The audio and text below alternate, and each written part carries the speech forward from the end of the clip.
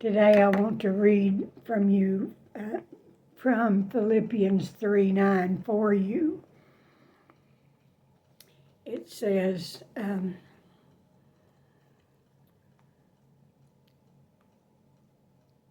this is Paul speaking, and he says, I have become one with Christ, and I no longer count on my own goodness or my ability to obey God and His laws, but I trust Christ to save me.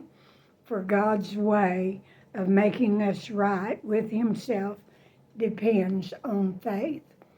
And we know that we have to have faith to trust the Lord, but He gave us, when He gave us grace, that was dying on the cross. He was willing to die on the cross for us. That was His grace.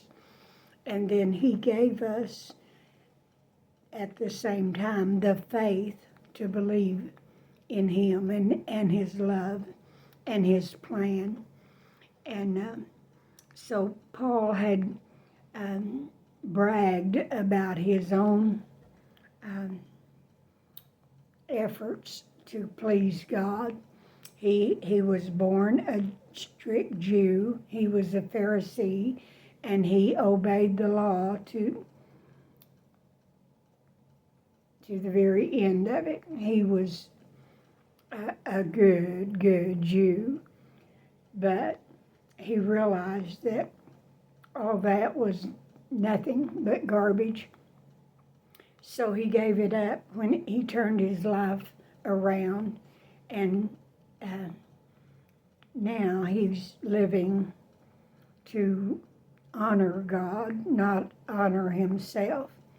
And all the things that he thought he was doing to please God was not.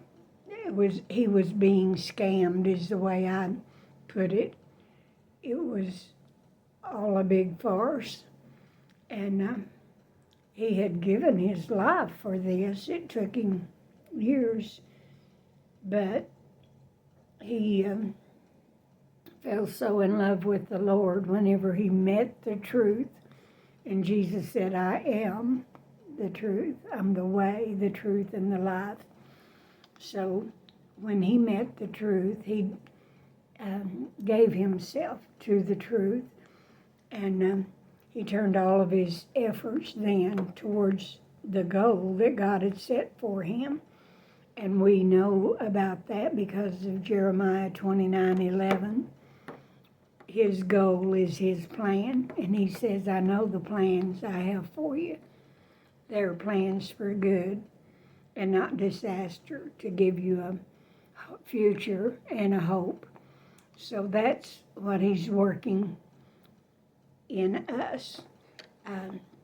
He has to teach us how to live for him, and he had to teach Paul how to live for him. I think Paul learned a little more than we do, but Paul shares his truth with us in all the epistles that he wrote in the Bible, and